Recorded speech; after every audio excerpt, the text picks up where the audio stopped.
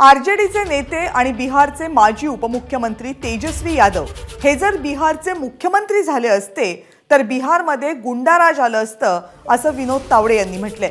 हेच गुंडाराज रोखण्यासाठी नितीश कुमार यांनी भाजपसोबत पुन्हा जाण्याचा निर्णय घेतला असं वक्तव्य विनोद तावडे यांनी केले। इंडिया आघाडीच्या बैठकीमध्ये मल्लिकार्जुन खरगे यांच्या नावाचा प्रस्ताव आल्यामुळे नितीश कुमार काहीसे नाराज झाले होते असाही गौप्यस्फोट विनोद तावडे यांनी केलाय। बिहारमध्ये जे सत्ता परिवर्तन झालं त्याचे शिल्पकार म्हणून विनोद तावडेंकडे पाहिलं जाते। बिहारमध्ये नेमकं काय घडलं हे खुद्द विनोद तावडे यांनी एबीपी माझाच्या माझा कट्टा या कार्यक्रमामध्ये एक्सक्लुसिव्हली सांगितले। नितीश कुमारजींचे 45-46 आमदार आले, आमचे 78 आले, तरी सुद्धा त्यांना मुख्यमंत्रीपद दिलं होतं। तर त्यावेळी त्यांच्या मनात थोडी एक असुरक्षिततेची भावना होतीच। आणि मधल्या काळामध्ये मग लालूजींनी त्यांना असं स्वप्न दाखवलं की विरोधकांची आघाडी होईल, त्याचे तुम्ही निमंत्रक होऊन प्राईम मिनिस्टरचा फेस विरोधकांचा तुम्ही होऊ शकता, तर तुम्ही आम्हाला जॉईन व्हा। आता नितीशजींना हे स्पष्ट होतं की ते प्राईम मिनिस्टर निवडून येत नाहीत, पण तो चेहरा झाला तर त्या जीवावर 24ला लोकसभा होतील आणि 25ला विधानसभा होईल, ती मला आरामात जिंकता येईल आणि म्हणून त्यांनी आमची साथ सोडून ते तिकडे गेले।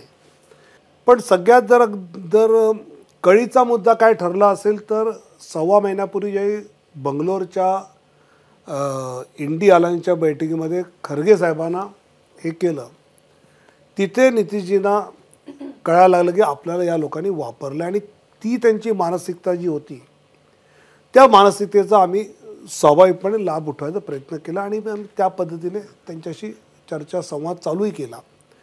तरी पण ते पुढे जात नव्हतं। पण ज्यावेळी लालूजींनी त्यांचा पक्ष जनता दल युनायटेड तोडायचा प्रयत्न केला, 10 आमदार बाजूला घेऊन तेजस्वीला मुख्यमंत्री, तर तेजस्वी मुख्यमंत्री होणं हे आम्हालाही चालणार नव्हतं किंवा आम्ही राजकारणात राजकीय पक्ष म्हणून आहोत। आम्हाला सत्तेमध्ये जसं यायचं आहे तसं त्या राज्याचं हितही करायचं आहे आणि तेजस्वी मुख्यमंत्री होऊन जर सरकार आलं तर गुंडा राज चालू झालं असतं, ते आम्हाला येऊच द्यायचं नव्हतं। तर नाही तरी पण आम्ही आता म्हटलं आहे ना नाही येणार, असं करता येत नाही राजकारण। तुम्हाला राजकारणामध्ये सातत्याने बदलत्या स्थितीचा आढावा घेत तुमचा विचार मात्र कायम ठेवत त्याला पुढे जावं लागतं। एबीपी माझा, उघडा डोळे बघा नीट।